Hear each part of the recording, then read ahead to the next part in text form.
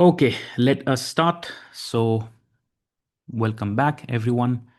So, today we will be talking about the origins of quantum mechanics. So, when we talk about origins of quantum mechanics, there are a large number of topics which are clubbed together. ठीक है, origins of quantum mechanics में बहुत सारे topics जो है साथ में club कर दे सकते हैं हम लोग. So, the origins of QM, and these lectures will work perfectly fine as a kind of a crash course of quantum mechanics towards the NET examination in December as well as the GATE examination in February. All right. So there are almost 10 to 11 almost chapters in the entire syllabus of quantum mechanics. हर एक chapter का एक individual live discussion class I will be organizing, today being the first one of them. So when I'm talking about origins of quantum mechanics, we are essentially talking about various experiments which are associated with wave particle duality. तो wave particle duality में आपके पास जो भी experiments हैं, for example black body radiation, photoelectric effect, Compton effect, and wave particle duality के बाद you come up with de Broglie hypothesis, Davison-Germer experiment, double slit interference experiment. उसके बाद you have the concept of a wave packet. And the moment you discuss the concept of a wave packet, you are introduced to the idea of group and phase velocities. And again, when you are introduced with the concept of a wave packet, you automatically, due to the Fourier transform of a wave packet in position and momentum space, you encounter the Heisenberg uncertainty principle. ठीक है? So these are the topics जो मैं आज concisely discuss करने जा रहा हूँ, and then by the end of it, we will do some problems related to it. Okay. So the story of quantum mechanics is quite interesting uh, in the sense that it's not a theory that is given by one person as such. Okay, it's a theory that developed over a period of time due to sort of the contributions of many different scientists over a period of decades. In fact, by the end of the 19th, I should say 20th century, it was kind of clear that there are many experiments out there which you could not explain them properly using the classical formulation of physics. So whether it's classical electromagnetic theory, whether it's classical statistical physics or kinetic theory of gases, etc., etc., there were various experiments whose results did not make sense in the context of the classical theories, and therefore slowly we had contributions from many different scientists that created this quantum mechanical theory, whether it's Max Planck, whether it's Albert Einstein, Compton, de Broglie, Schrodinger, Heisenberg, Bohr. All of these scientists contributed something or the other that created this overall quantum mechanical formulation that we know as of today. ठीक है, तो सबसे पहले शुरू होता है the experiment which is the black body radiation. Again, ये ऐसा टॉपिक है जो एग्जाम ओरिएंटेड प्रिपरेशन के पॉइंट ऑफ व्यू से बहुत ज़्यादा इंपॉर्टेंट नहीं है. CSIR नेट में black body radiation photo electric effect से रिलेटेड क्वेश्चंस नहीं आते हैं, गेट में आ सकते हैं, but this will at least help you set the stage for a little bit of a general discussion where as we go sequence wise from one topic to another. So in the context of black body radiation,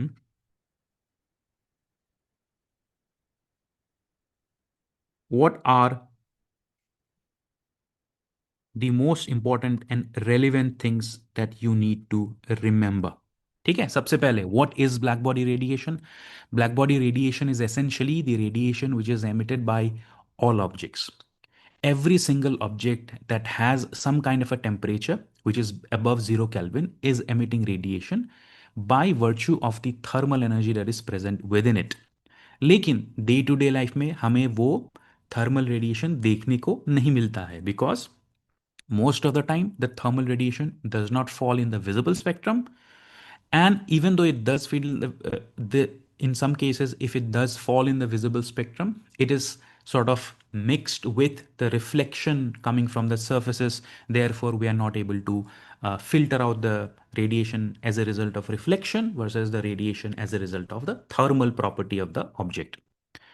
इसके लिए you understand that scientist create a very specific body like a cavity. Cavity के अंदर एक छोटा सा whole होता है. The light goes inside the cavity, it undergoes multiple reflections, therefore all the energy which is falling on a black body surface is absorbed, therefore it acts as a black body. And when we increase the temperature of the black body, the radiation which is emitted by that particular cavity has a very unique characteristic signature. And that signature is the black body radiation. ये जो graph आपके सामने दिख रहा है, this is nothing but the particular signature of three different objects. Okay, there are three different objects here that basically give you an idea about the spectral energy density corresponding to three different temperatures. 2 Kelvin, 4 Kelvin, 6 Kelvin पे ये दिया हुआ है spectral energy density. And as you can see, if you look at it in terms of frequency, हालांकि अलग अलग किताबों में, कुछ किताबों में फ्रीक्वेंसी के टर्म्स पे होता है, कुछ किताबों में वेवलेंथ के टर्म्स पे हो सकता है. Doesn't really matter. Frequency and wavelength are inversely proportional to one another, but it generally gives you an idea that as you increase the temperature, the total amount of spectral energy that is emitted by the black body surface also increases. In fact, there is a very specific law governing this, and this is known as the Stephen Boltzmann law. Okay. Stephen Boltzmann law क्या कहती है? That the total amount of power, energy per unit time, is directly proportional to the fourth power of the temperature. So if you increase the temperature of a black body, or if you increase the temperature of that particular cavity, then the total amount of energy that is emitted per unit time is going to increase in proportion to the fourth power of that particular temperature. Okay.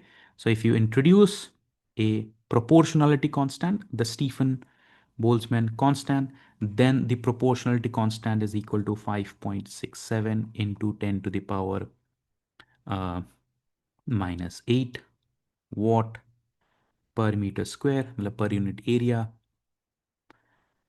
to the per temperature to the power 4. ठीक है. This is an important experimental result of black body radiation spectrum. Another very important experimental result of the black body radiation spectrum is that as you increase the temperature, the black body radiation spectrum also shifts to the right.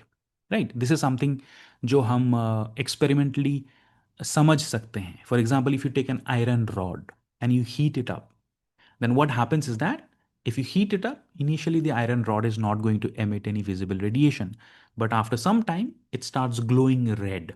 Okay, if you heat it up more, the red color will also shift towards higher frequencies.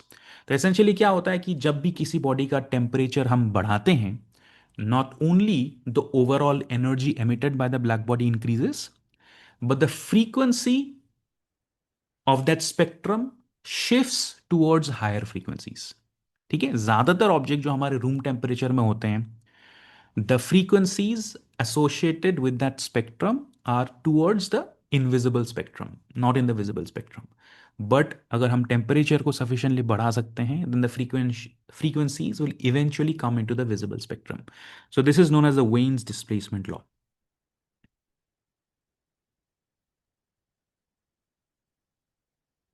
If at any point you want to ask a question or just discuss something, you can just tell me. When's displacement law has something to do with the wavelength, but क्योंकि हमारे पास graph frequency का है, frequency के साथ देखते हैं. तो यहाँ पे क्या है कि as we are going higher up in the temperature, the frequency at which the spectrum has a maxima is also shifting towards the right.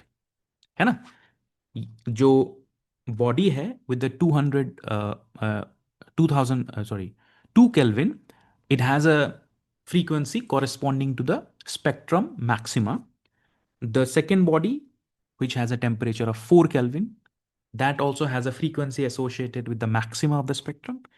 And the body which is associated with 6 Kelvin, that is also associated with a certain frequency corresponding to the maxima of the spectrum. और जैसे जैसे हम temperature बढ़ाते जाते हैं, that particular frequency corresponding to the maxima is also increasing. In fact, if you look at the frequency associated with the maximum power, mu max मतलब maximum frequency नहीं होता, Mu max मतलब frequency associated with the maximum power of a given black body radiation spectrum is directly proportional to the temperature. And if we introduce this with, let's suppose, a wavelength, क्योंकि ज़्यादातर किताबों में wavelength के terms पे दिया रहता है, frequency and wavelength are inversely proportional, this essentially becomes capital T, and this becomes lambda max, capital T, is equal to some constant, where that constant is known as Tobin's displacement constant 2.898 into 10 to the power minus 3 metre kelvin. Okay, ये दोनों थोड़े से important expressions है regarding the black body radiation spectrum phenomena. Okay, all right. Now, majority of you will probably know the role that black body radiation spectrum plays in the history of quantum mechanics. Why? Because most scientists in that era were unable to explain the nature of this black body radiation spectrum. आप लोगों को पता भी होगा that there were attempts made by different scientists. So one of the famous attempts was the Rayleigh-Jeans law. The Rayleigh-Jeans law was able to explain the black body radiation spectrum for small frequencies, but for higher frequencies, it tended to infinity. There is the Wien's distribution law, which also was able to explain the spectrum for higher frequencies, but for lower frequencies, it also tended towards infinity. And this kind of a discrepancy between the explanation of the black body radiation spectrum is known as ultraviolet catastrophe. है ना, उस time पे Max Planck came and gave a suitable explanation to the black body radiation spectrum, which is known as the Planck's distribution law. And the Planck's distribution law basically relied on a fundamental assumption, which is basically known as the Planck-Einstein postulate. तो Planck-Einstein postulate क्या है, आप लोग को पता है that it is nothing but E is equal to h nu. तो मैं यहाँ पे लिख देता हूँ that one very important consequence of this particular experiment and the study associated with it is that it ended up giving some very unique uh, assumptions about the way light and matter interact with each other. Essentially क्या होता है कि हमें ये लगता है कि for example if you have a cavity, तो कैविटी में जो भी थर्मल टेम्परेचर होता है उस टेम्परेचर की वजह से the walls are emitting radiation, right?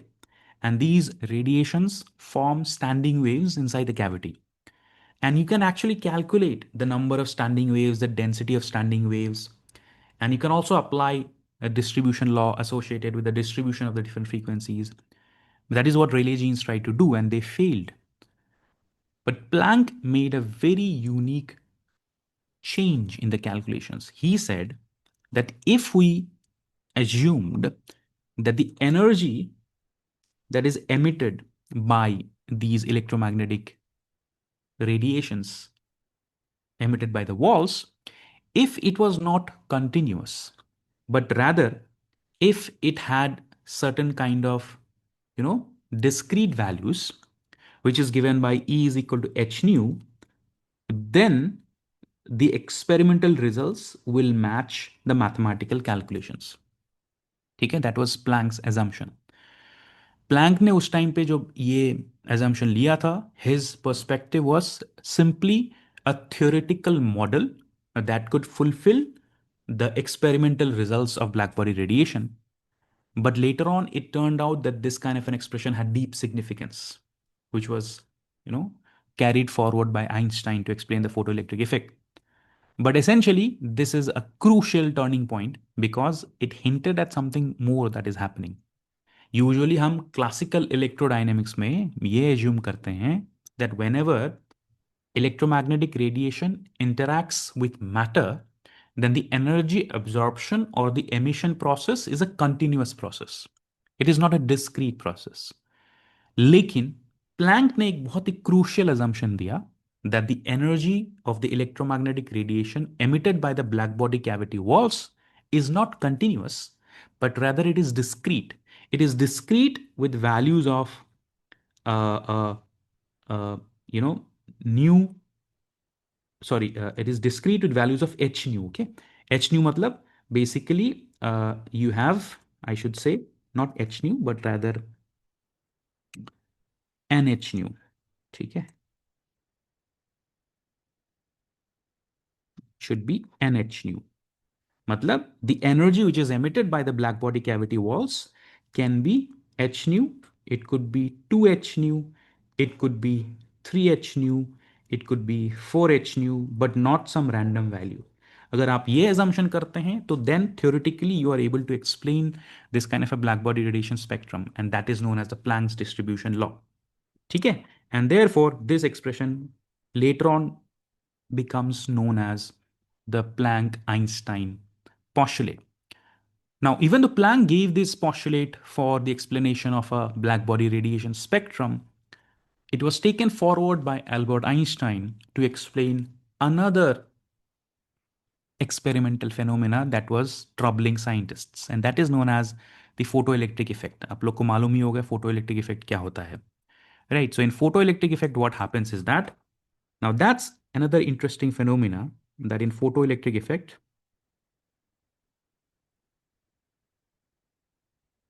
if you have certain kinds of radiation which is falling onto a surface, metal surface, then electrons are ejected. It is seen that whenever radiation falls on a surface, electrons are ejected. Now, classically, ये कोई बहुत unique चीज नहीं है, क्योंकि if I'm giving energy to a surface, उस metal surface में there are free electrons that have a certain that are bound to a certain potential due to the potential of the crystal structure. But if sufficient amount of energy is absorbed by those electrons, they will be able to come out of it. But there were certain unique features about this particular photoelectric effect experiment.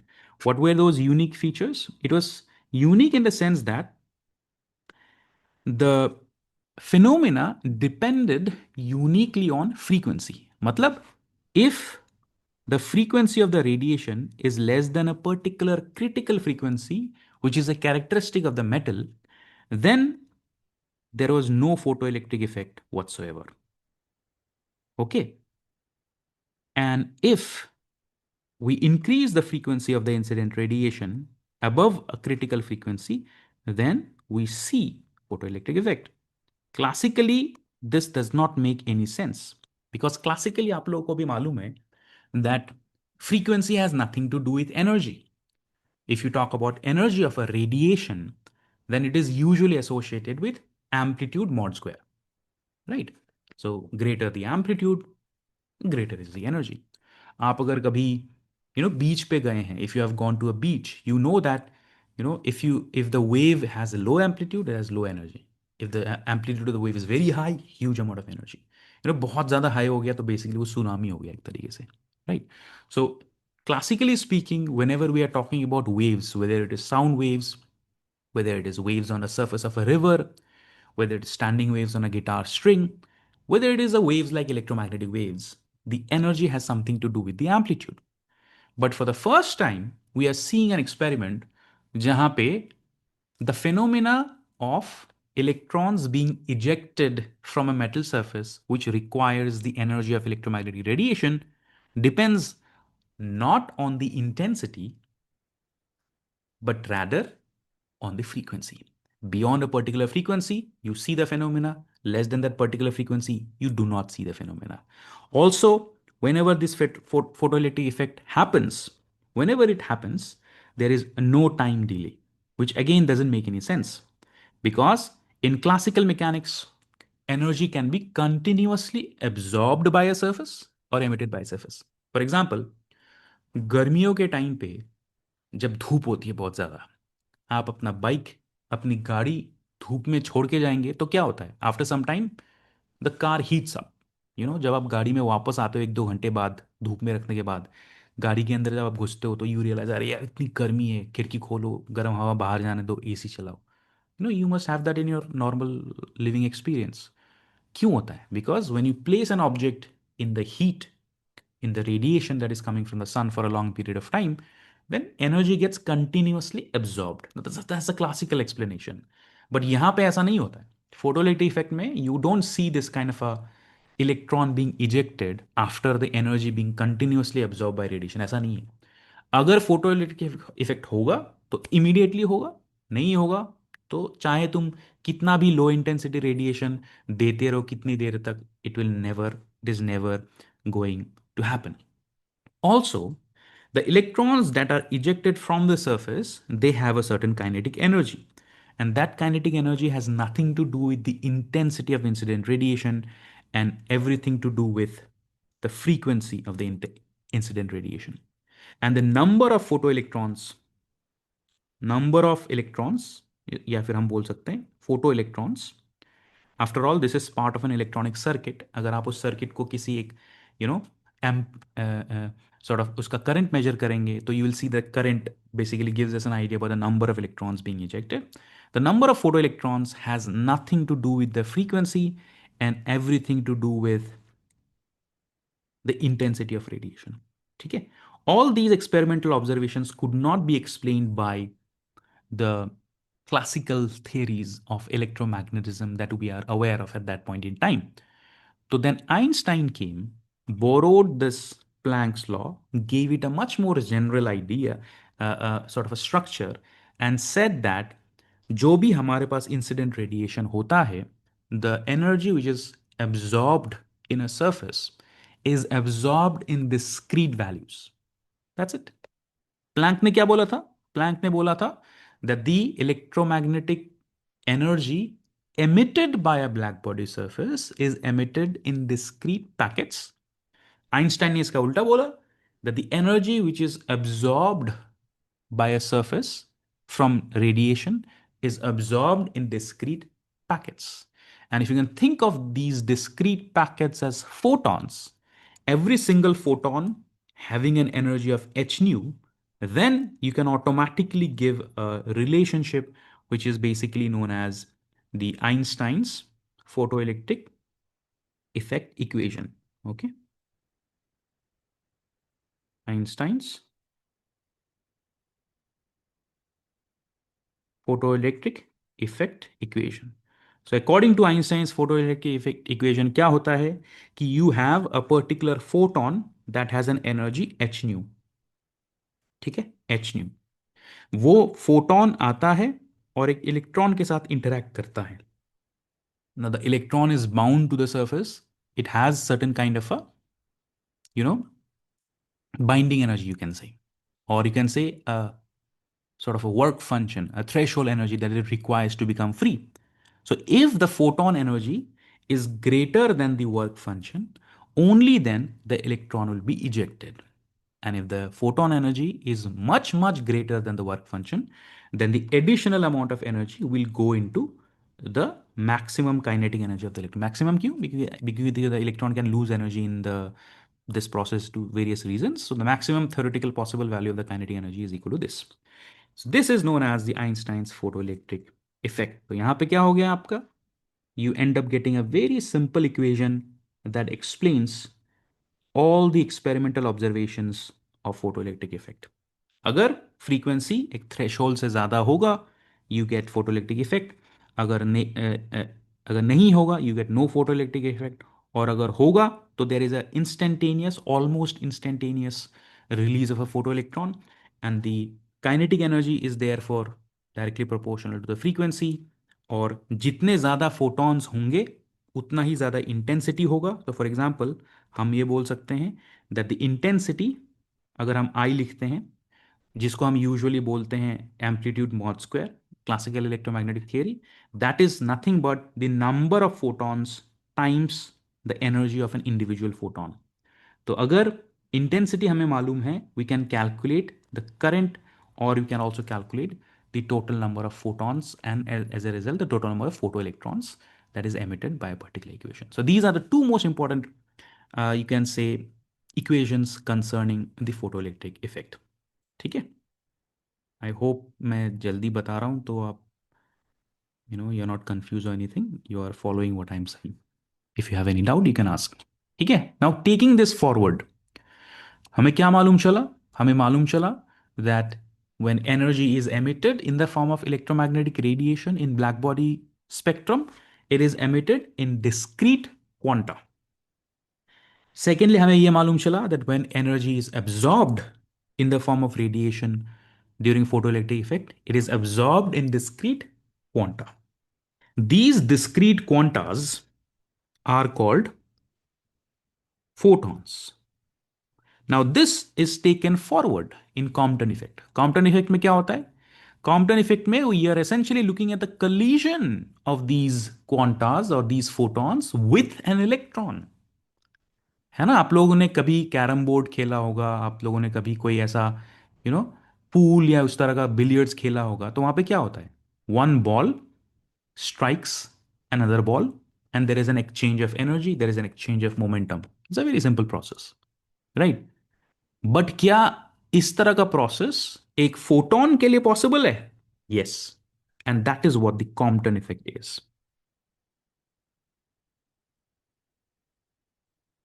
That is what the Compton effect is.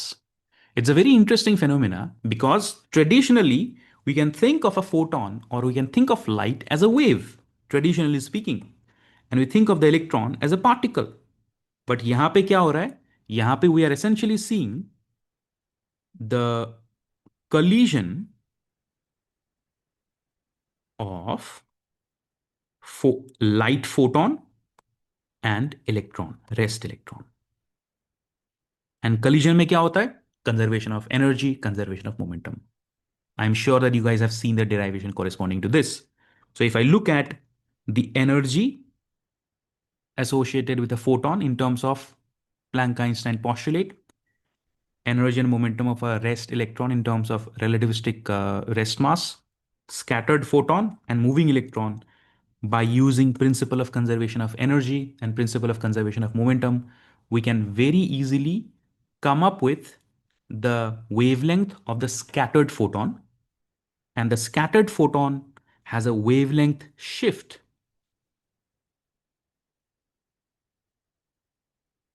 Wavelength shift del lambda is equal to h upon m naught c 1 minus cos theta. ये Compton phenomena है. ठीक है? This is the wavelength shift. Now, what is this wavelength shift? This wavelength shift का मतलब यही है that you have a very high energetic radiation which comes and interacts with an electron, and it loses energy to the electron. The electron gains the energy, goes in a certain way with certain kinetic energy. The photon loses energy, and as a result of it, its wavelength increases. ठीक है? So just like two balls are interacting in a carom board or a billiards or pool, there is a gain of momentum and energy that takes place in a collision. Similarly, that's what's happening here. The photon and the electron interacts, photon loses energy, the electron gains energy, and the loss in energy of the photon is reflected in the wavelength increase. And that shift in the wavelength is basically given in this particular manner, जिसको हम Compton wavelength के terms भी लिख सकते हैं. Compton wavelength is simply nothing but h upon m naught c. So Compton wavelength is equal to 1 minus cos theta. What is Compton wavelength? Compton wavelength is just a constant, and the value of the constant is simply equal to 0.002426 nanometer. ठीक है? As simple as that. Now, why is this important? This is important because this cannot be explained by classical electromagnetic theory. आप लोगों ने रेले scattering वगैरह पढ़ा होगा. रेले scattering में क्या होता है कि whenever you have a electromagnetic radiation which interacts with an electron, क्या होता है? The electron, because of the changing electromagnetic field, starts oscillating back and forth with the same frequency. After some time, the electron loses that energy, comes to rest, and in that process creates a wavefront of electromagnetic radiation that goes in all directions with the same frequency. मतलब जो incident light होता है और जो scattered light होता है उनका wavelength same होता है. इसको क्या बोलते हैं? रेले scattering. Right? That's the classical explanation of the interaction between light and an electron. So the incident and the scattered wavelengths are same. But for high energetic incident radiation like an X-ray photon, gamma photon, you do not see this kind of a behavior. What you see is that there is a wavelength change. The wavelength decreases. Okay.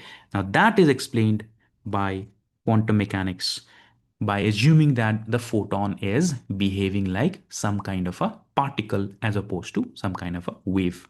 ठीक है, तो ये मोटा मोटा कुछ ऐसे experiments हैं that contains essentially the Planck postulate, the photoelectric effect equation, Compton effect equation, that gives us an idea that light behaves as a particle, that when light is emitted by a surface, it is emitted in discrete packets or discrete quanta known as a photon. When light is absorbed by a surface, it is absorbed in discrete packets, discrete energy values of that of a photon. And when it interacts with an electron, there is an exchange of momenta and energy that takes place between an electron and a photon. This is a dual nature of radiation. बताइए, is it clear? यहां तक clear है? कोई doubt है बताइए.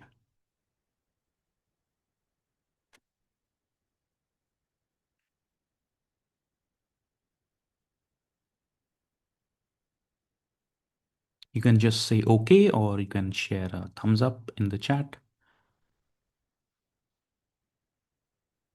Just a quick revision. Okay, we are doing a very quick revision. You can think of these lectures as just a quick revision that will help you sort of remember what you have already studied long time back. ठीक है, तो यहां से हमें मिल जाता है एक बहुत ही important sort of an idea, which is the dual nature of radiation. What is the dual nature of radiation? The dual nature of radiation simply says that light behaves both as a wave and a particle. So in experiments like, interference, diffraction, light behaves as a wave. But in experiments like black body radiation, photoelectric effect, Compton effect, light behaves as a particle, as a photon. इसको क्या कहते हैं? Dual nature of radiation. But अगर radiation का dual nature है तो particles पीछे क्यों रह जाएंगे? पार्टिकल्स को भी तो आना पड़ेगा. तो यहां पे आ जाता है dual nature of radiation and matter. And the very first, one of the earliest sort of hypothesis associated with dual nature of matter and radiation was given by de Broglie, which is known as de Broglie hypothesis. What does the de Broglie hypothesis tell us? The de Broglie hypothesis simply says that there is some sort of a symmetry in this universe. This universe is made up of radiation and matter. If radiation demonstrates dual nature, both particle and wave behavior, then matter should also demonstrate dual nature, both particle and wave nature. तो यहां पे de Broglie simply gives us a relationship between a wave property, which is wavelength, and a matter property, which is momentum. ठीक है, तो यहां पे हम कौन सा एक्सप्रेशन यूज करेंगे? So I do a very short calculation. You can see from the calculation what we are doing here. तो आप लोगों ने पढ़ा होगा that for a photon, photon के लिए we will prove it, but de Broglie gave this hypothesis for all particles. Photon के लिए क्या होता है? If you look at it relativistically speaking, that if we calculate the energy of a photon, it is m naught square c to the power 4 plus p square c square, है ना? जहां पे photon का rest mass को हम assume करते हैं that rest mass is equal to 0. But अभी थोड़ी देर पहले मैंने बताया that what is the energy of a photon. What is the amount of energy associated with a photon when it is absorbed by a surface or emitted by a surface or when it is interacting with an electron? It is h nu. ठीक है, तो ये हमें मिलता है Planck Einstein postulate से. और relativity से हमें क्या मिलता है? पीसी. ठीक है, combining relativity and Planck Einstein postulate we get this particular expression. आप लोगों को शायद दिख नहीं रहा। हाँ, स्क्रीन शेयरिंग वाज ऑफ, मैंने ऑन कर दिया। तो यहां से हम क्या फिगर आउट कर सकते हैं? From here we can say that if you have h upon p, this is nothing but c upon nu, which is nothing but lambda. So lambda is equal to h upon p. De Broglie proposed that this expression is not only true for photons, but it is also true for matter particles like electrons. तो जहां पे आपके पास क्या आ जाता है? आपके पास आ जाता है wave behavior. So this is wave property, which is lambda, and momentum, which is a particle property. So essentially, it is an inverse correlation. Okay? So it basically says that lambda is equal to h upon p. That if you want to calculate the wave nature of a moving particle, that the moving particles have a wavelength associated with its motion, or it's associated with its momentum, and then wavelength is inversely proportional to this particular momentum.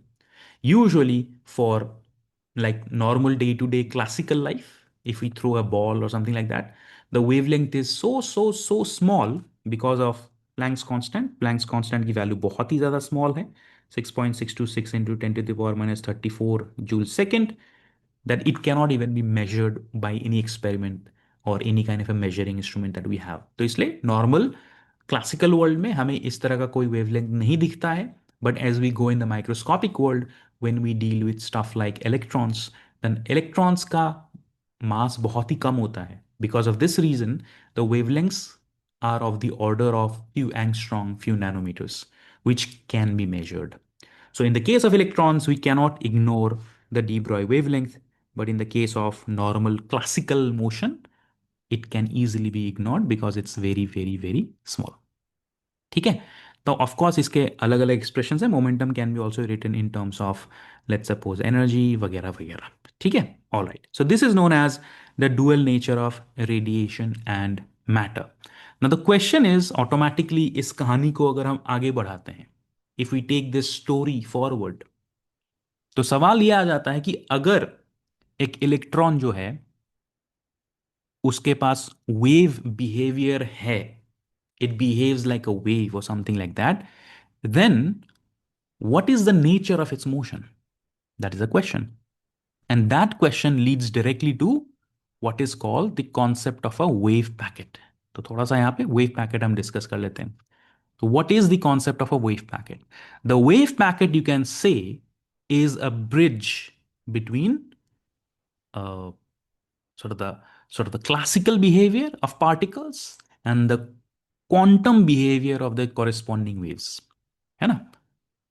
That is the concept of a wave packet. It's a bridge between the classical and the quantum mechanical theories. Because classically the electron is a particle, but quantum mechanically it is behaving like a wave. तो हम wave packet का concept use करते हैं to explain that sort of a behavior. Why? Because we cannot use a sine wave to explain the motion of a electron. Sine wave काम नहीं कर सकते. क्यों? क्योंकि साइन वेव जो है by definition extends from negative infinity to positive infinity, having constant amplitude, constant wavelength, constant phase difference. तो उसके अंदर इलेक्ट्रॉन के पोजीशन की कोई इंफॉर्मेशन हमें नहीं मिलेगी, because electron at the end of the day is a localized particle, right? So when we're talking about the position of an electron and the trajectory of an electron, let's suppose the electron is going like this. The electron is highly localized because it's a particle. The particle has coordinates in space and time. लेकिन अगर मैं एक wave से इसको explain करने की कोशिश करूं, लाइक अ साइन वेव से इसको एक्सप्लेन करने की कोशिश करूं, then that would be meaningless because a sine wave will have some fixed amplitude and fixed wavelength in a very large region. So then the position information becomes meaningless. So therefore, when you combine this idea, what is the idea? That waves are spread out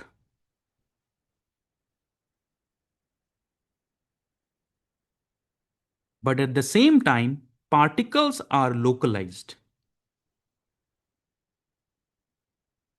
Waves are spread out and particles are localized. Then we can come up with the concept of a localized wave packet. तो wave packet मतलब it's a localized wave. मतलब it is a wave, but it is localized. मतलब it has a non-zero amplitude only in a tiny region in which the particle exists, and in amplitude vanishes away from the particle's position. So this is like a bridge between classical and quantum mechanical ideas. But the question is, how do you construct a wave packet? आप लोगों को मालूम होगा कि wave packet construct करना मुश्किल नहीं है. आप लोगों ने Fourier series पढ़ा होगा, है ना? What do you study in a Fourier series? In a Fourier series, you can construct any kind of a periodic function by a superposition of sine waves. अगर मैं एक पल्स वेव क्रिएट करना चाहता हूँ, एक रेक्टेंगुलर वेव, एक sawtooth wave, अलग अलग टाइप के पीरियोडिक फंक्शंस को क्रिएट करना चाहता हूँ, I can do that bye superposition of sine waves. Similarly, I can create a wave packet by a superposition of an, theoretically speaking, infinite number of sine waves. ठीक है? तो अगर मेरे पास an infinite number of sine waves होगा which have a very sort of a unique distribution of the wave number and the amplitude, then I can easily construct a wave packet. So for example, यहाँ पे मैं दो तीन expressions आपको दे देता हूँ. हमने स्टार्टिंग में क्या बताया? हमने स्टार्टिंग में ये बताया that E is equal to H nu, है ना? तो इसको ऐसे लिख सकते हैं, h upon two pi and h upon two pi, and so h nu can be written as 2 pi nu. Okay, so this can be written as h cross omega. So therefore, we can write this as E is equal to h cross omega. Similarly, lambda is equal to h upon p. But we also know that wave vector k is equal to 2 pi upon lambda, which can be written as 2 pi h upon p. So this is equal to, or we can say that the wave number is equal to h cross p. तो majority of the time हम इन्हीं expressions में focus करते हैं. E is equal to h cross omega and k is equal to, नहीं sorry मैंने गलत कर दिया कुछ, k is equal to 2 pi upon lambda. So lambda is equal to H upon p. तो एच क्रॉस नीचे आएगा ना यहाँ पे, सॉरी, एच क्रॉस यहाँ नीचे आएगा. सो this is P upon h cross. ठीक है, ये एक्सप्रेशन है. और अगर हम कोई भी जैसे प्लेन वेव सॉल्यूशंस लेते हैं, if I take any kind of a plane wave solution, plane wave solution matlab we can think of as sinusoidal solutions, then the plane wave solutions are simply given by uh, y लिख देता हूं, y is equal to e to the power iota uh, kx minus omega t. so this अगर हम इसको wave behaviour से matter या particle behaviour के साथ कोरिलेट करेंगे, then this can be simply written as, यहाँ पे कोई एम्पलीट्यूड आ जाएगा phi, so phi e to the power k is equal to p upon h cross, so iota upon यहाँ पे लिख देते हैं h cross, and k is equal to p x minus omega is equal to E upon h cross, ई बाहर आ गया E T. ठीक है, so this is basically a plane wave in terms of wave number and angular frequency. This is similarly plane wave with respect to momentum and energy. तो basically हमने एक wave लिखा है in terms of momentum and energy, and because we are talking about a wave packet is made up of theoretically infinite number of plane wave solutions. So then wave packet can simply be written as, I will say this is psi. Okay, wave packet is psi, xt normalization constant is 1 upon 2 pi root 2 pi, sorry, and here you have some sort of a modulating function which is modulating the distribution of lambda e to the power iota upon h cross iota upon h cross. यहाँ पे आप P x minus E T भी लिख सकते हैं या फिर के एक्स माइनस ओमेगा टी भी लिख सकते हैं. के एक्स माइनस ओमेगा टी भी लिख सकते हैं इंटीग्रेटेड विद रिस्पेक्ट टू के या फिर मोमेंटम, ठीक है, from minus infinity two plus infinity, and this will basically give you the wave packet theoretically speaking. Okay, now what is interesting about this wave packet is that what is moving. Wave packet की बात हम जब करते हैं तो क्या move कर रहा है, right? At the end of the day आपको पता है that in quantum mechanics the wave function itself is meaningless. It doesn't really have any kind of a physically meaningful role, but there are information within the wave function that can be extracted out of it.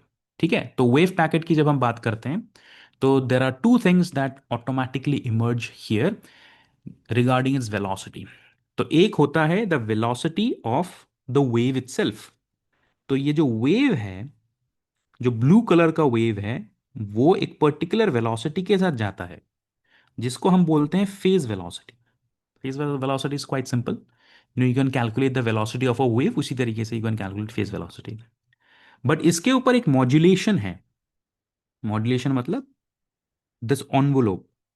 ठीक है, ये जो ऑनवोलोप है, इस ऑनवोलोप का जो speed है, it need not be the same as the speed of the wave itself. ठीक है, इट्स पॉसिबल. अगर आप चाहें तो you can look up animations. मतलब गूगल में आप सर्च करेंगे phase velocity, group velocity, images में जाएंगे तो you can see animations there. It's possible that the wave is moving forward but the modulation is moving backwards, या फिर the wave is moving backwards, modulation is moving forwards, or the wave is moving forwards, modulation itself is constant in time. So that means there are two velocities which are associated with this wave. One is the velocity of the wave itself, which is called the phase velocity, and the other is the velocity of this envelope or this modulation, which is also known as group velocity. तो दो अलग अलग type के velocities हैं एक wave packet के साथ. जैसे जैसे पार्टिकल मूव करता है, वो वेव पैकेट भी मूव फॉरवर्ड करता है. तो जब वेव पैकेट मूव फॉरवर्ड करता है, there are two velocities associated with this configuration, the motion of the plane wave and the motion of the modulation. Now, the plane wave is physically speaking meaningless. मतलब mathematically it's not meaningless, but physically it's meaningless. But the group velocity is meaningful because the group velocity gives us an idea about the motion of the particle. क्योंकि मैंने starting में ही बताया that जहां particle exist करता है वहां पे the amplitude is maximum, and as you go away from it the amplitude tends to zero. That's the concept of a localize wave packet. तो जहां पे वो ऑनवोलोप मैप मूव करेगा, वही पार्टिकल मूव कर रही है, and the velocity of that envelope is related to the velocity of the particle. So therefore, the particle's velocity is related to group velocity, and the phase velocity is simply a mathematical construct here. Okay? तो यहां पे आपके पास एक phase velocity का concept आ जाता है. Phase velocity is vp is equal to omega upon k. Simply a simple relationship. Group velocity, on the other hand, is equal to d omega upon dk. ठीक है, जिस तरह से हमने सारे फिजिकल क्वांटिटीज को वेव प्रॉपर्टीज के terms पे लिखा है, और फिर पार्टिकल प्रॉपर्टीज के टर्म्स पे लिखा है, तो हम यहां पे भी पार्टिकल प्रॉपर्टीज के टर्म्स पे लिख सकते हैं. सो if you do a couple of calculations, you can easily show that the phase velocity can be simply written in terms of E upon P, and the group velocity can be written as dE upon dP. ठीक है, two important relationships here.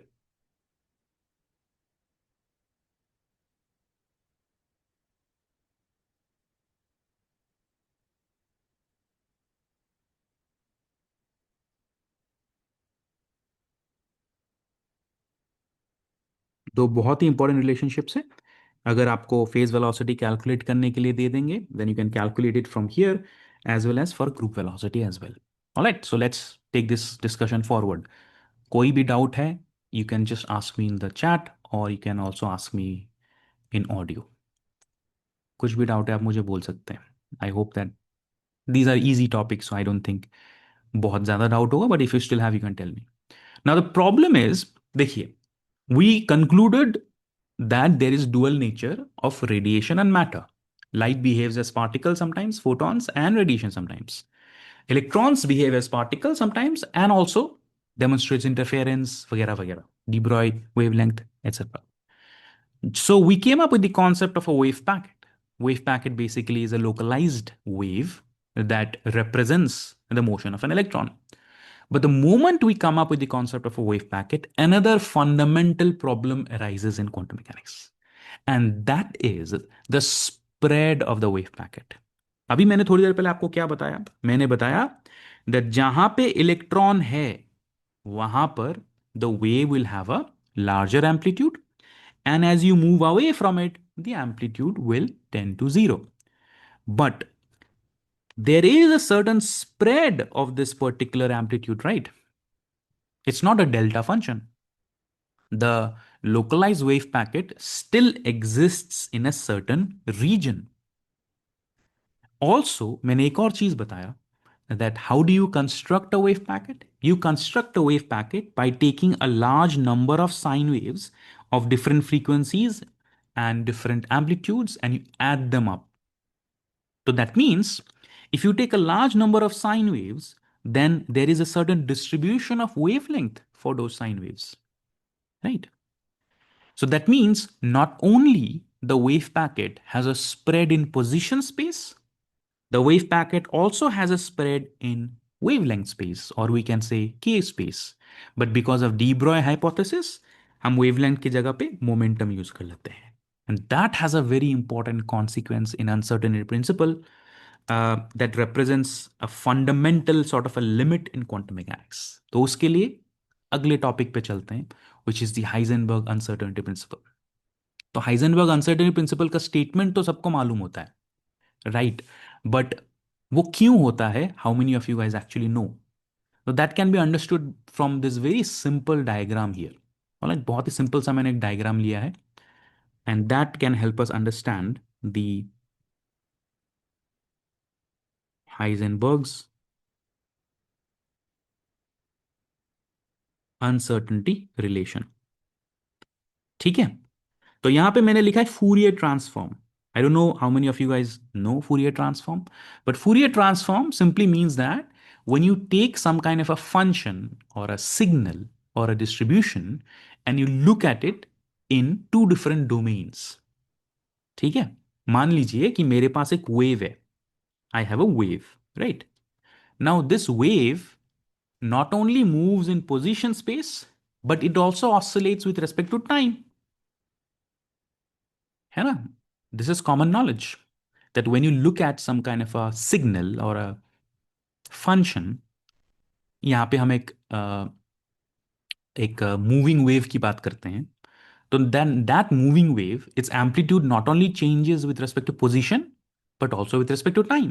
That means we can study that with respect to different variables, right? तो इसी को Fourier transform कहते हैं, that when you study a signal in two different domain, whether you study it in the domain of position, whether you study it in the domain of wavelength or moment. तो यहां पे एक बहुत simple सा schematic diagram है. If you look at it, left hand side में क्या है? मेरे पास एक सिंपल सा वेव है. सिंपल वेव मतलब कांस्टेंट वेवलेंथ. कांस्टेंट वेवलेंथ मतलब कांस्टेंट के. कांस्टेंट के मतलब constant momentum, de Broglie hypothesis. तो मेरे को क्या मिलेगा? अगर मैं के स्पेस में जाऊंगा, के स्पेस को हम मोमेंटम स्पेस भी बोल सकते हैं, मेरे को एक स्ट्रेट लाइन मिलेगा like this, just one number. ठीक है. पोजीशन स्पेस में देखेंगे एक फिक्स्ड वेवलेंथ को, तो के स्पेस में एक सिंपल लाइन मिलेगा. Yes, if we take this forward, if I take three different waves and add them up, तो के स्पेस में मुझे तीन लाइन मिलेंगी, राइट? और पोजीशन स्पेस में मुझे उनका सम मिलेगा. Perfectly fine. अब थोड़ी देर पहले मैंने आपको क्या बताया? To construct a wave packet, you need an infinitely large number of sine waves having different k values and different amplitudes, and you add them up to get a localized wave packet.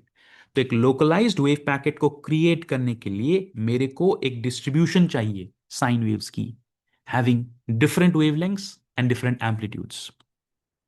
ठीक है, this is basically Fourier transform. Now, what is interesting in this Fourier transform is that जब position space में मैंने wave को localise कर दिया, तो उस लोकलाइज्ड वेव का एक स्प्रेड है, it is spread in a certain region. Similarly, k space या लैम्डा स्पेस या momentum space, the number of waves also have a certain spread. And what's interesting is that if I want to localize the wave packet more and more and more, I will need a larger distribution. अगर मुझे एक बहुत ही localise wave packet चाहिए, तो I will need a larger distribution of wavelengths in k space. और अगर मेरे पास एक छोटा डिस्ट्रीब्यूशन है इन के स्पेस, तो the wave packet will be much more spread out. This is a very important result from the study of Fourier transform. ठीक है, this inverse correlation between the spread of a wave packet in position space and the spread of the corresponding wave packet in k space or momentum space is a very important feature of Fourier transform. And because in quantum mechanics we are dealing with wave packets now, therefore it becomes an integral part of quantum mechanical theory, which is the Heisenberg uncertainty principle. The Heisenberg uncertainty principle is a direct result of Fourier transform between the wave packet spread in position space versus momentum space. Position space में अगर ज्यादा localise हो जाएगा, तो momentum space में ज्यादा spread out हो जाएगा. अगर मोमेंटम स्पेस में ज्यादा लोकलाइज हो जाएगा, तो पोजीशन स्पेस में ज्यादा स्प्रेड आउट हो जाएगा. And that leads to the famous relationship, जहां पे the spread of the particle and its position, which is related to the uncertainty in the position, and the spread of the particle's momentum component in that direction, which is experimentally related to the uncertainty associated with that quantity, is essentially always greater than equal to a particular limit. This is a limit which is not introduced by some kind of an experimental error or human error, but rather this limit is introduced by nature herself. It's a fundamental limit of nature that you can never overcome, no matter how precise a measurement you do, no matter how precise an experimental setup you build. Okay, so therefore, this kind of a wave nature of matter and radiation directly leads to this kind of a inverse correlation between the spread of the wave packet in position and momentum space, directly leads to a fundamental limit in which you can measure the different kinds of physical quantities like position and momentum with absolute certainty, absolute accuracy. नहीं कर सकते हो, there is a certain limit to it. ठीक है, तो ये position का है. और भी you will get del y, del p y is greater than equal to h×2.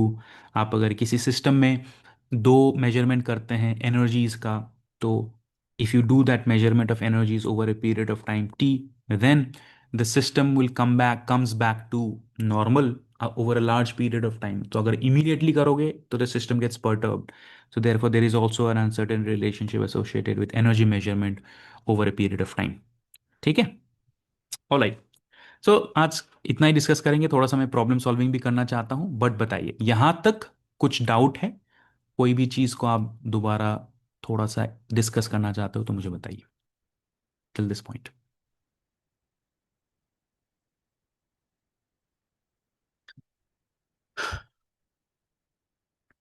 Everything is okay? Can we go ahead with some problems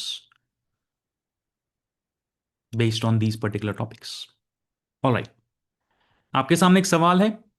you can try to solve this question. JEST का question है. And yeah, try to do it as soon as possible and just share the answer. ठीक है, जितनी जल्दी आप करोगे उतनी जल्दी I will move on to the next question and then we can do more questions in the class. The black body at a temperature of 600 Kelvin emits a radiation whose intensity spectrum peaks at 600 nanometers. If the temperature is reduced to 300 Kelvin, the spectrum will peak at what? बताइए.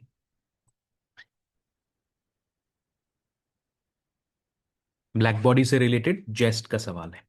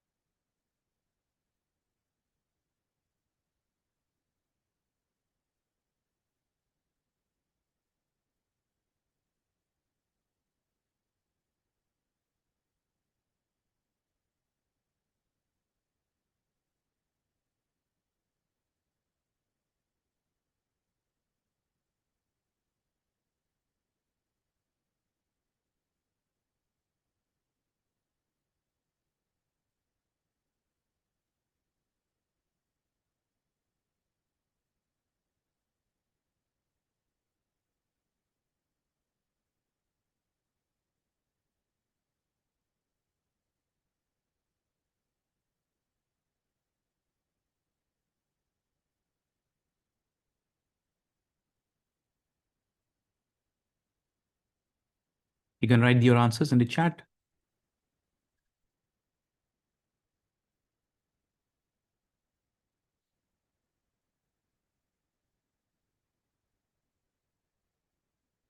Okay, let me check.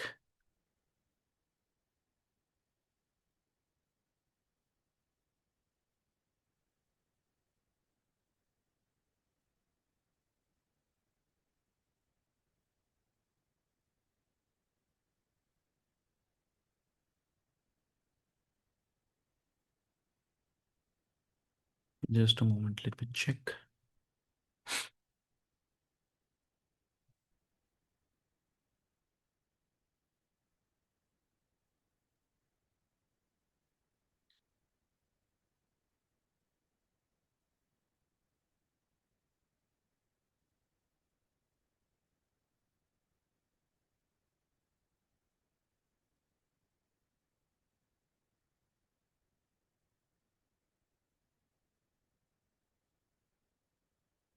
Yeah, Sumana, correct answer. Ram Kiran, correct answer. Priyanka and Khushi, correct answer. All right, it's quite simple. मतलब यहाँ पे क्या है, जल्दी से मैं कर देता हूँ just in case. You have two black bodies, है ना, दो ब्लैक बॉडी है आपके पास. If you can compare with let's suppose wavelength या फ्रीक्वेंसी के साथ भी अगर हम कंपेयर करेंगे, तो essentially you see that one black body which is at a temperature of 600 Kelvin may have something like this kind of a, and something at 300 Kelvin will have something like this kind of a this thing. Okay, 300 Kelvin. Okay, so let's say that you have temperature 300 Kelvin. नहीं, sorry, क्या बोल रहा हूँ मैं यहाँ पे? Just a second. Black body temperature 600 Kelvin emission radiation with intensity peak spectrum peaks at this temperature reduced to 300, and this will be what? Okay, so T is basically equal to 600 initially, and the lambda that is associated, lambda max that is associated with this is 600 nanometers. T dash को हमने बना दिया 300 Kelvin, तो lambda dash क्या होगा? ठीक है, veins displacement law simply कहती है that lambda t is equal to lambda t dash. That's it. That lambda t is basically constant. So lambda is equal to 600 nanometers times 600 Kelvin is equal to lambda dash t dash. Sorry, lambda dash is nothing but we don't know what that is. T dash is 300. So therefore, lambda dash is equal to 300 से हो गया 2. So therefore, this is equal to 1200 units क्या था? Nanometer. So 1200 nanometer is 1.2 micrometer. 1.2 micrometer is the answer. Answer is option number B. Fine. Let's move forward. Very easy question. This is a question from TIFR. Okay, TIFR का question है Davisson Germer experiment से रिलेटेड. तो Davisson Germer experiment अभी हमने discuss नहीं करा, but essentially Davisson Germer experiment is related to X ray diffraction kind of a thing. X ray diffraction में ब्रैग्स लॉ आप लोगों को मालूम है. तो ब्रैग्स लॉ में क्या होता है कि basically X rays gets diffracted by some kind of a nickel crystal. लेकिन यहाँ पे डेविसन जर्मर एक्सपेरिमेंट में instead of X rays you take electrons and you simply are interested in the wavelength of the electron. Wavelength of the electron कैसे मालूम चलता है? D Broglie hypothesis से. ठीक है. In a Davison-Germer experiment, a collimated beam of electrons of energy 54 electron volt at normal incidence on a given crystal shows a peak reflection at angle 40 degrees if the electron beam is replaced by a neutron beam. तो मतलब पहले electron beam था, which is replaced by a neutron beam. The peak appears to have the same value of reflection. Then what is the kinetic energy of the neutrons in the case of non-relativistic cases? बताइए. In non-relativistic case.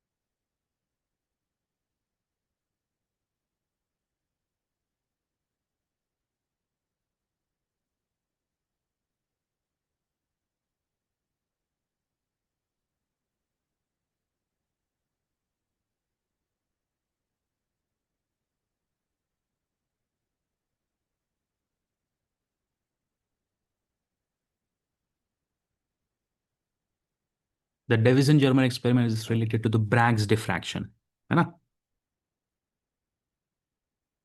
Bragg's diffraction हम किसके लिए करते हैं? For X rays. वो क्या कहती है? It says that Bragg's diffraction law क्या है? N lambda is equal to 2d sin theta. What does Bragg's diffraction tell us? That basically, when you sort of when you shine X-rays on some kind of a crystal lattice structure, then these X-rays, they get reflected from different planes of the crystal structure. So हो सकता है कि there is a certain wavefront coming as a result of reflection with respect to the first plane of the crystal structure. Another wavefront is coming from the reflection, coming as a result of the reflection with the second plane of the crystal lattice structure. Both these two wavefronts will interfere, and as a result, it will create an interference pattern. And this basically gives you, this formula gives you the maxima corresponding to that interference pattern. Now, क्योंकि quantum mechanics में particles behave as waves, तो if instead of X rays, अगर हम x raise के जगह पे electrons को भी इस तरीके से शाइन करे onto some kind of a crystal lattice, so the wave associated with the electrons will also get diffracted from the different planes of a crystal structure, interfere and create an intensity profile. तो जो scattered electrons है, they will have a higher intensity peak in the detection, and that is basically given by the Davison-Germer experiment. बहुत ही short explanation. Davison-Germer experiment. Davison-Germer experiment is the same experiment, but with electrons, protons, neutrons, etc. ठीक है, same experiment, electrons, neutrons, protons, etcetera. तो Davisson Germer experiment में भी same formula होता है, but in we use what? Lambda c, और we see lambda de Broglie wavelength. ठीक है, जो लैम्डा हम यहाँ पे यूज करते हैं, we use de Broglie wavelength. अगर हम डी ब्रॉय वेवलेंथ यूज करेंगे तो we can use the same formula that we get from Bragg's diffraction law. बताइए, यहाँ पे they are using an electron beam and they are using a neutron beam. So they are using two different beams, and both the beams appear to have the same reflection angle. मतलब the intensity profile shows peak intensity at the same angle. So what is the kinetic energy of the neutrons compared to the electrons? बताइए।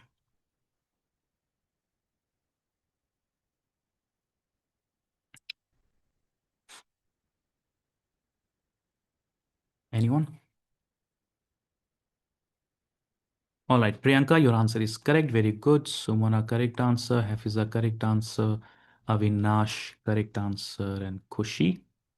Uh, Khushi, it's not correct. Some mistake is there.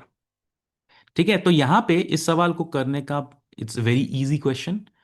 दोनों electron और neutron का जो beam है, they have the same peak at the same angle. ठीक है, इसका मतलब क्या होता है? Anybody can tell me. Electron beam का जो मैक्सिमा है, it is at the same reflection angle, और न्यूट्रॉन बीम का जो मैक्सिमा है, it is at the same reflection angle. It means what does it mean?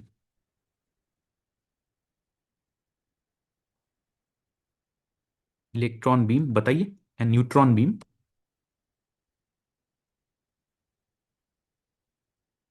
Peaks और interference peaks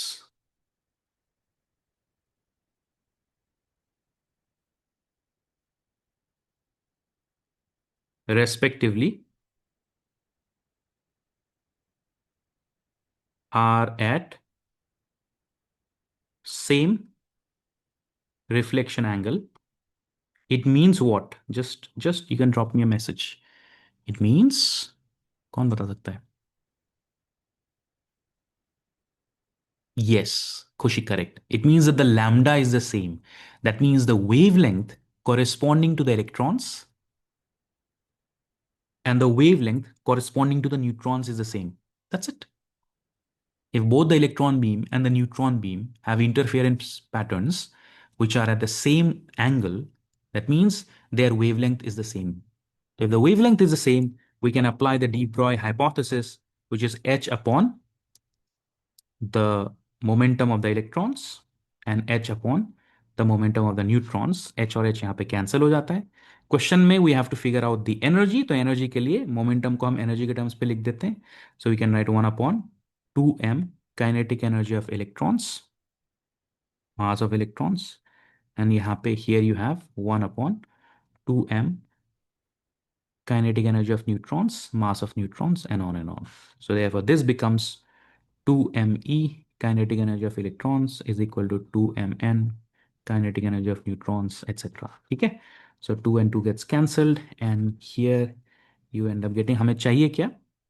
Then the peak appears at the same value. Then the kinetic energy of the neutrons must be what? So kinetic energy of the neutrons is equal to me upon mn times kinetic energy of electron. So यहाँ पे हम kinetic energy of electron क्या दिया हुआ है? 54 electron volts. 54 electron volts दिया हुआ है. So here we have 54 electron volt. Mass of an electron is 1.6. हम क्या कर सकते हैं यहाँ पे? What is the ratio? 1800 के अराउंड है ना? 1836 के अराउंड है. 1836 के अराउंड है, आई थिंक सो. या 1835 or something like that. So this approximately comes out to be 0.03 electron volt. 0.03 electron volt. ठीक है? So the answer is option number B. Again, a very simple question. TIFR में आया हुआ है. That is simply based on de Broglie hypothesis. यहाँ पे in fact Bragg's diffraction का formula नहीं भी जानोगे तो कोई दिक्कत वाली बात नहीं है. You just need to know that the same wavelengths corresponding to electron and neutron will cause the same sort of an intensity profile in this kind of a diffraction process. ठीक है, let's move forward.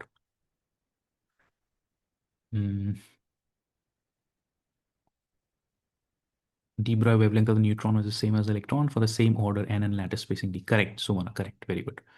All right, net का सवाल करते हैं एक. Now this is based on phase velocity, group velocity. ठीक है, net 2019 का सवाल है. The wave number k and the angular frequency omega of a wave are related by the dispersion relation where alpha and beta are positive constants. The wave number for which the phase velocity equals to group velocity is what? Phase velocity और group velocity equal होने का wave number क्या है?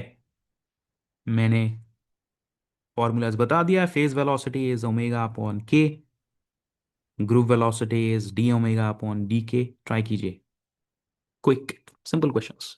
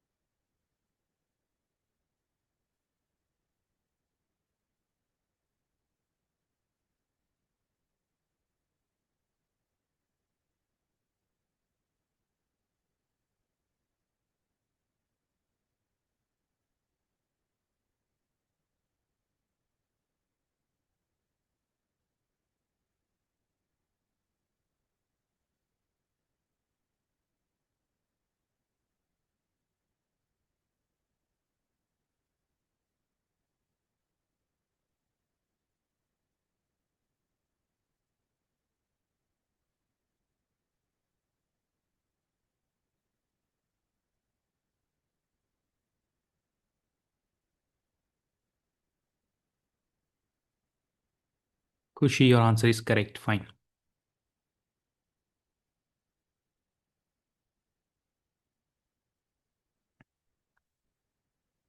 Anyone else? Just phase velocity और group velocity का formula use करके आप calculate कर सकते हो. So you have to calculate the wave number corresponding to when phase velocity is equal to group velocity. Try.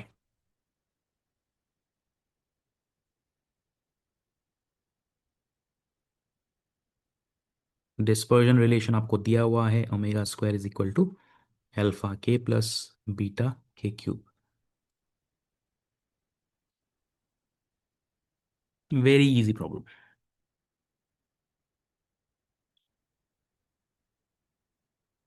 Sumana, your answer is correct. Very good. Priyanka, correct answer. It's just a simple sort of a calculation. आप differentiate करके निकाल सकते हो। मैं शुरू कर देता हूँ। If you're in the process of doing it, you do it, complete it, and compare with my result. Differentiate. Okay. So if I differentiate, what will I get with respect to k? So 2 omega, I'll get d omega upon dk.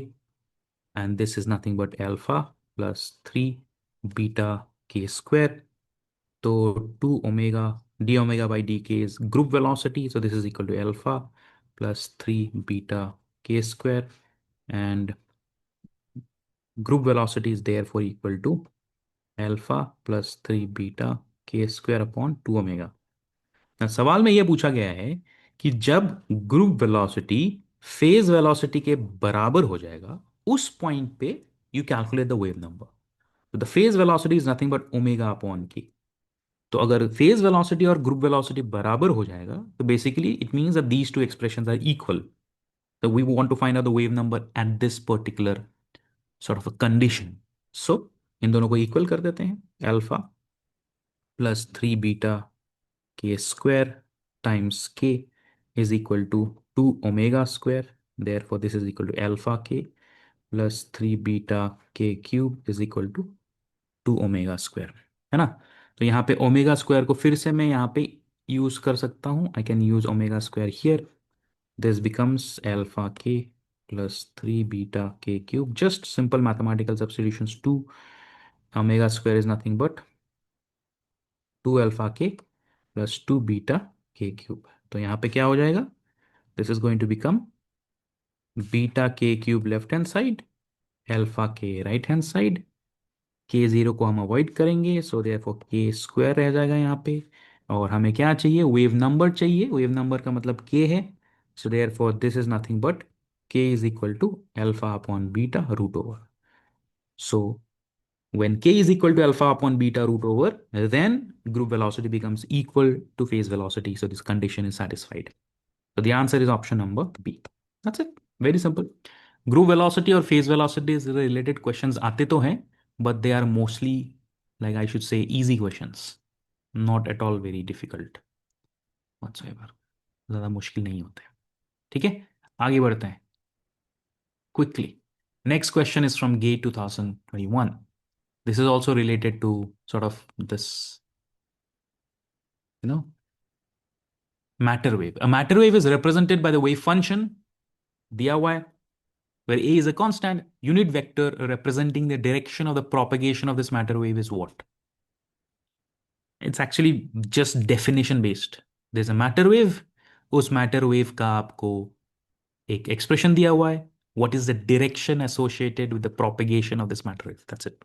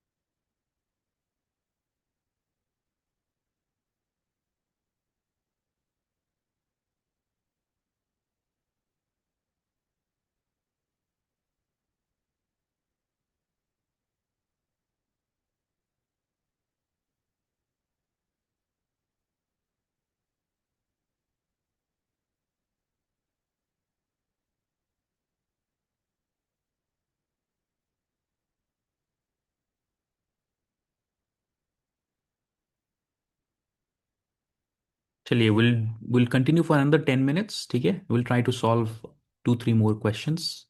Easy questions as soon as possible.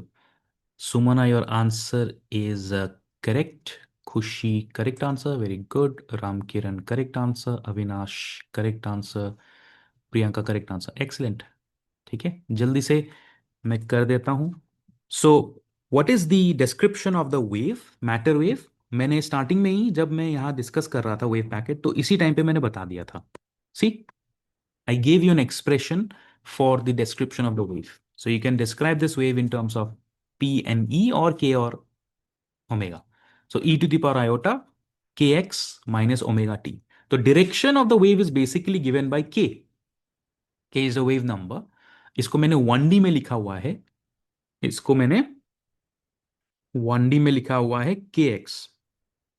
But अगर हम 3D में जाएंगे तो this is just going to become k dot r, as simple as that. Okay, 1D में kx है, 3D में it's k dot r. So if you look at this particular problem by comparison, अगर हम इसको बोलें that this particular expression, ये जो दिया हुआ है आपको, what is this particular expression? This particular expression is nothing but k dot r minus omega t. K dot r minus omega t. तो omega t तो it's kind of obvious. K dot r क्या है?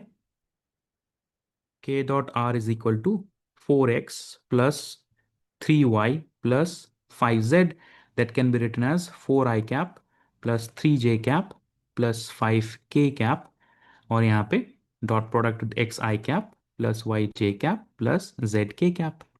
तो direction of propagation क्या होगा? Direction of propagation is simply nothing but के vector, के unit vector, मतलब ये वाला के, not the Z Z axis, ये वाला के, इसका यूनिट वेक्टर क्या है? के अपॉन मॉड के अपॉन मॉड के क्या हो जाएगा sir? 4i cap plus 3j cap plus 5k cap, और यहाँ पे आपके पास आएगा root over 4 square plus 3 square plus 5 square. So this is equal to 4i cap plus 3j cap plus 5k cap. So ये आपका आ जाएगा यहाँ पे 25 प्लस, और उसका 16 प्लस 3 स्क्वायर 9, 25 प्लस 50 हो जाएगा। 50 मतलब 5 रूट 2 हो जाएगा ना यहाँ पे। हाँ, तो therefore this is the option, this is the option, option number A. Very simple, just by comparing with the standard way in which a wave is written, we can calculate the direction of propagation. Very simple. Let's move forward. Next question. दो और question करने की हम कोशिश करते हैं।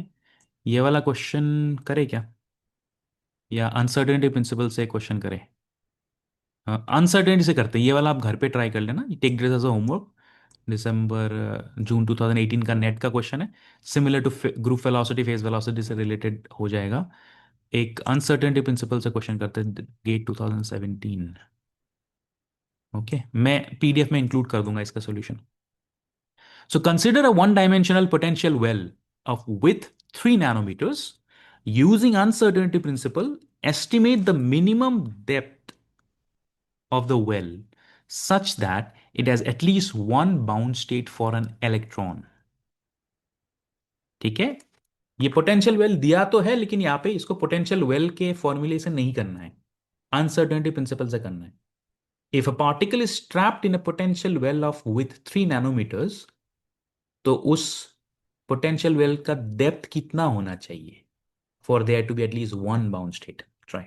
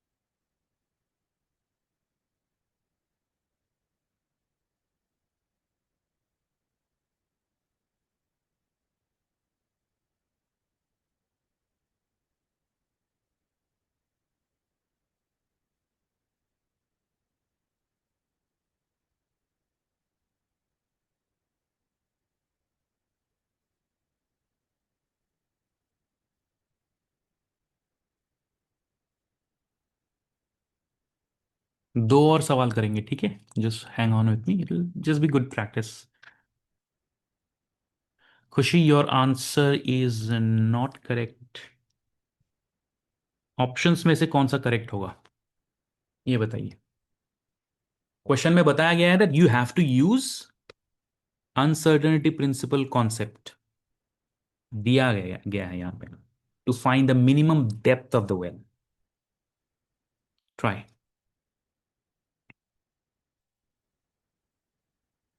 Simple सवाल है।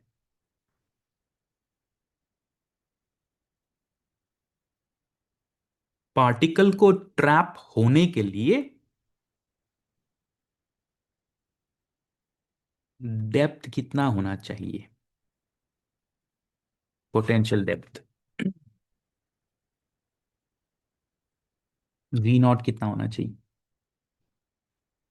क्वांटम मैकेनिकली इसको सॉल्व नहीं करना, इसको हाइजेनबर्ग अनसर्टेनिटी प्रिंसिपल से ही सॉल्व करना है।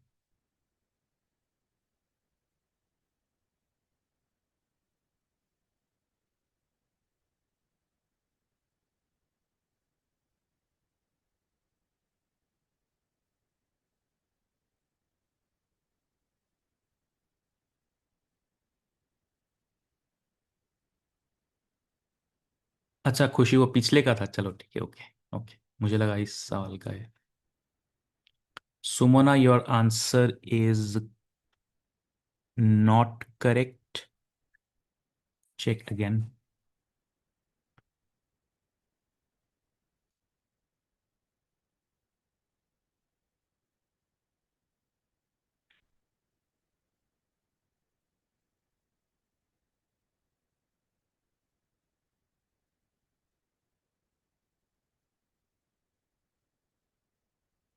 कम ऑन एवरीवन, कॉन्सेप्ट क्या होगा यहाँ पे, अनसर्टेनिटी प्रिंसिपल कैसे लगेगा यहाँ पे, what is the role of uncertainty principle here, think of it.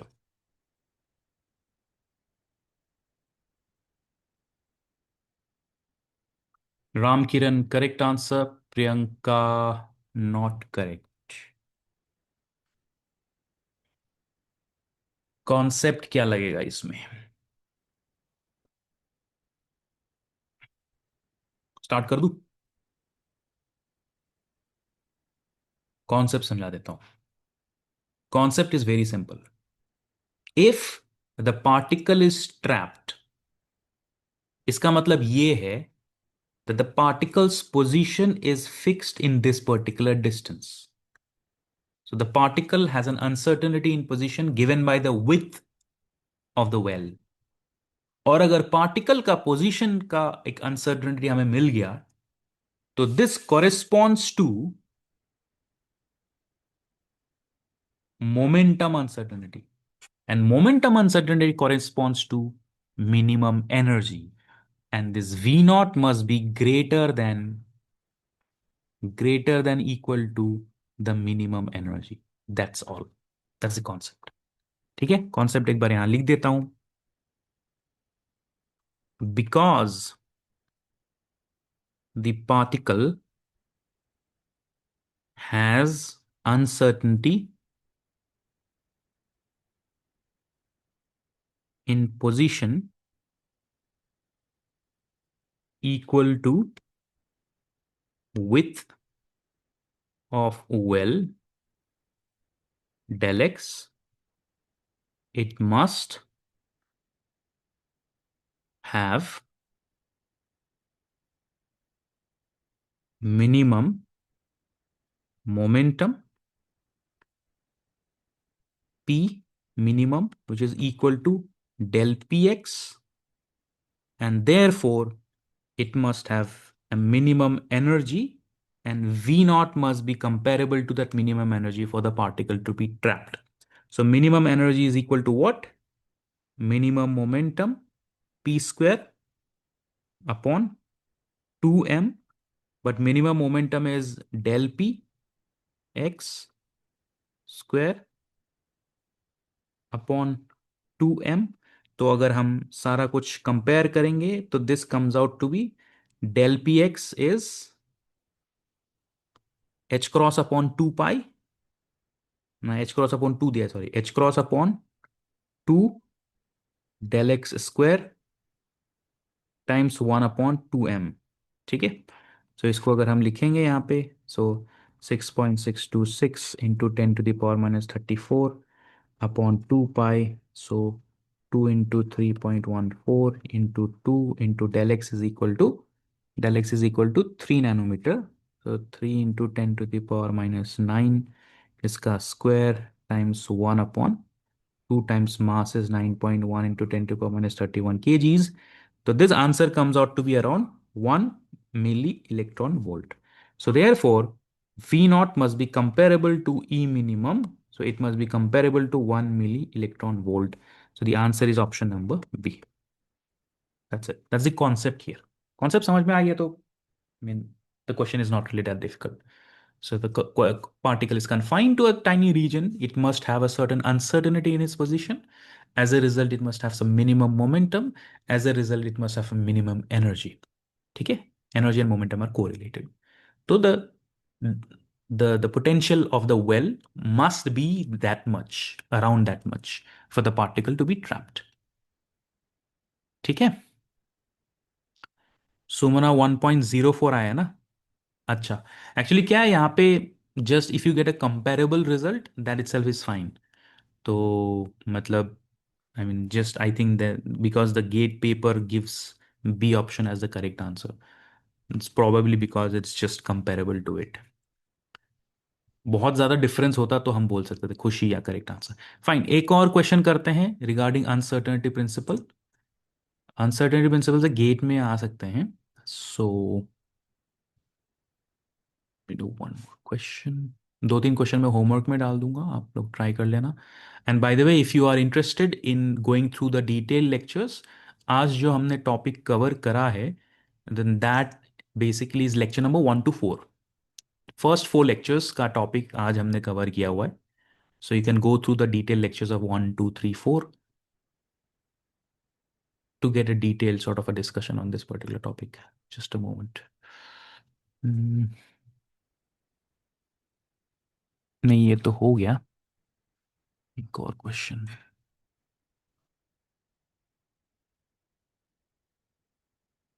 Yup, ये एक क्वेश्चन है। Try this. So this is get 2022। Okay, an electromagnetic pulse has a pulse width of 10 to the power minus 3 seconds. The uncertainty in the momentum of the corresponding photon is of the order of 10 to the power minus n kg meter per second. The value of n is how much? Try.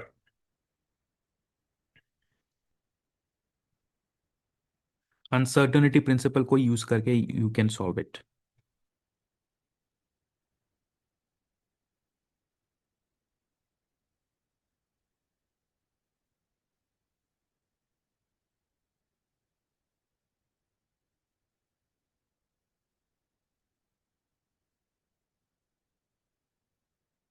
Give me a number.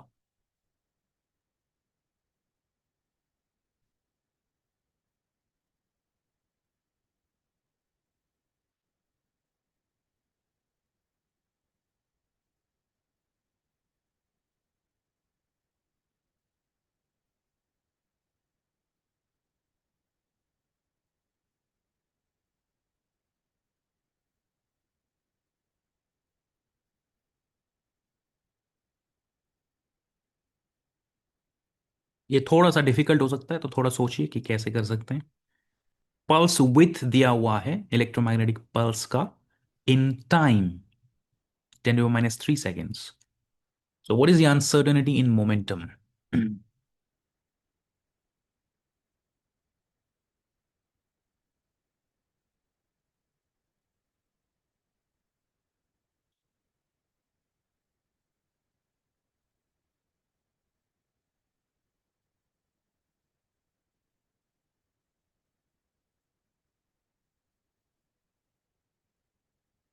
Give me a number as an answer.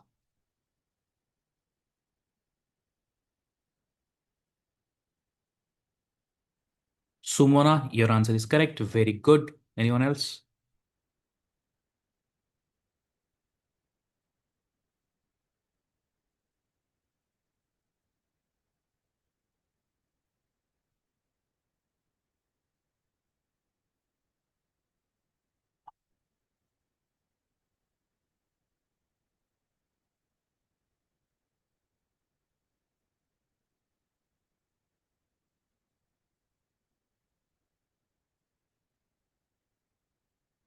Here you can use the Heisenberg uncertainty principle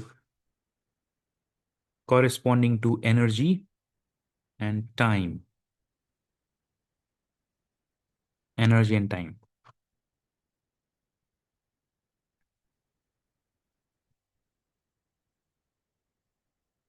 Khushi, correct answer. Very good. Anyone else? Avinash?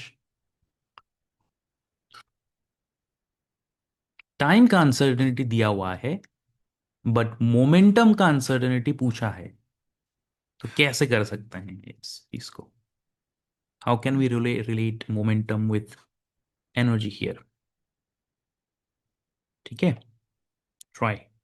So del E is basically equal to 6.626 into 10 to the power minus 34 upon 2 into 3.14. तो ये 4 हो जाएगा. ठीक है. Time is 10 to the power minus 3 seconds. तो ये आपका आ जाता, कितना आता है ये?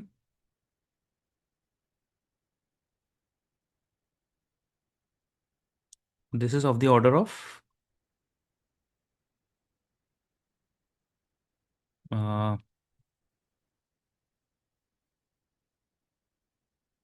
this is of the order of just a moment. 308. This is of the, this is around 12.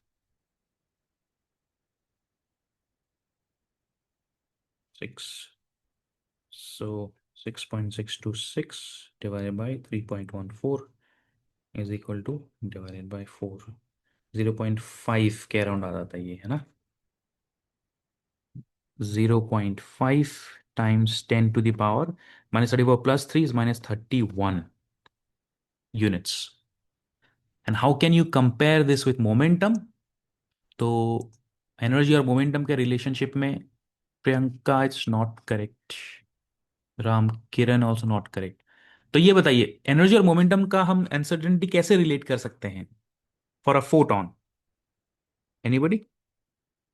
Photon के लिए डेल ई और डेल पी को कम है कैसे रिलेट कर सकते हैं? Anyone?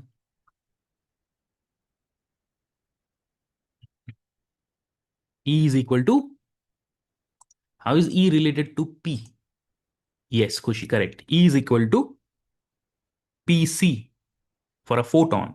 So therefore, del E is equal to del PC. You're just looking at the uncertainty, or rather, we should say the sort of a differential corresponding to E and C. Okay? तो अगर हम इन दोनों को combine कर देंगे, then del P is equal to del E upon C.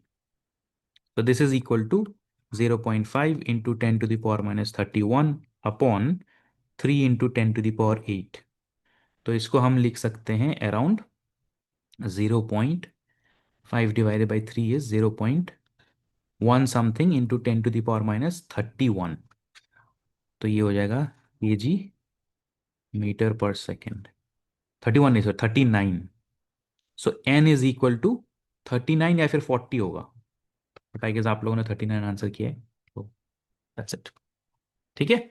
तो even though it is related to the Heisenberg uncertainty principle, कभी कभार क्या होता है that they will not be, especially GATE में, they are not going to be asking you एकदम straightforward से सवाल, है ना? तो they might want you to sort of connect the uncertainty of one physical quantity with the uncertainty of another physical quantity. So यहाँ पे you can connect momentum with, let's suppose, energy. और भी additional expressions possible है. मैं अगर आपको एक example दूं, so like let's suppose मैं कुछ additional यहाँ पे expressions बता रहा हूँ, क्योंकि ऐसे सवाल आए हुए हैं. डायरेक्ट नहीं पूछेंगे, इनडायरेक्टली पूछ लेंगे. सो फॉर एग्जाम्पल, जैसे हमें मालूम है that E is simply equal to H nu, Planck postulate, therefore it is hc upon lambda. Okay, so if we differentiate this, तो हमें क्या मिलेगा? DE total differential is equal to H और C constant है, यहां पे आ जाएगा minus lambda square d lambda आ जाएगा. ठीक है. तो अगर हम एवरेज ले, तो this can be written as del E is equal to, अगर हम सिर्फ अनसर्टेनिटी लेंगे तो h c upon lambda square del lambda. समझ रहे हो? So if you get a spread in wavelength that corresponds to a spread in energy in this manner, or you can say if you have an uncertainty in wavelength that corresponds to an uncertainty in energy in this manner, इसको आप use कर सकते हैं in certain kinds of questions. ठीक है? और momentum और wavelength का भी कर सकते हैं आप। So you can do the same for momentum and wavelength as well. तो मैं यहाँ लिख देता हूँ, these are additional expressions that depending upon different questions you can apply. So for example कोई भी एक्सप्रेशन होता है, आप उस एक्सप्रेशन का फॉर एग्जांपल आप P is equal to H upon lambda de Broglie expression ले लेते हैं। ठीक है? So if you differentiate here, okay, and differentiate करने के बाद, so you take the average here, so this is simply equal to minus h upon lambda square d lambda, right? So if you take the just average here, that will give you the uncertainty of P, uh, and this is h upon lambda square del lambda। ठीक है? तो ये एक तरीके से, अगर आपको question में अनसर्टेनिटी इन एनर्जी दिया हुआ है, this will give you the uncertainty in lambda. और ये वाला एक्सप्रेशन एक तरीके से, अगर आपके क्वेश्चन में अनसर्टेनिटी इन लैम्डा दिया हुआ है, you can calculate the uncertainty in momentum like that. तो कभी भी अगर आपको एक डायरेक्ट स्ट्रेट फॉरवर्ड क्वेश्चन ना पूछे, किसी दूसरे फिजिकल क्वांटिटी के साथ कोरिलेट करने के लिए बोल दे, तो just you at the in the background you just figure out, is there any relationship between these two quantities? And if you want to find out the sort of spread compared to them, just take a differential of that expression and make an average out of it. That will give you the corresponding uncertainties of those particular quantities and their relationship, जो आप substitute कर सकते हैं in Heisenberg uncertainty principle to get the answer. ठीक है? Again, lecture number 1 to 4, if you want to go through the detailed topics, you go through those lectures. अभी मैं थोड़ी देर में upload कर दूंगा। In the next class, we will talk about wave function and Schrodinger equation. तो मैं ऐसा करता हूं कि क्लास होने से एक दो दिन पहले मैं बता दूंगा कि इस लेक्चर से इस लेक्चर के बीच हम डिस्कशन करेंगे। तो अगर आप लोग चाहो तो you can go through the lectures before hand, और हम उन टॉपिक्स के बारे में कंसाइज में डिस्कशन करके प्रॉब्लम सॉल्विंग करेंगे। ठीक है? अगर आज से रिलेटेड कुछ सवाल है तो आप पूछ सकते हैं, otherwise I will see you in the next class guys.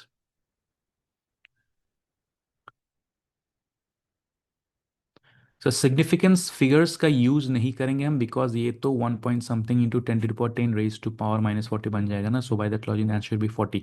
Actually मैं अगर ऑनेस्टली बताऊं तो गेट का पेपर में जो आंसर दिया हुआ है ना वो 40 दिया हुआ है। ठीक है, लेकिन बट मेजोरिटी स्टूडेंट्स ने 39 लिखा तो मैंने लिख दिया है। यहाँ पे भी वो क्लैरिफिकेशन नहीं था, यहाँ पे वो क्लैरिफिकेशन नहीं था ऑफ द ऑर्डर ऑफ लिखा है ना।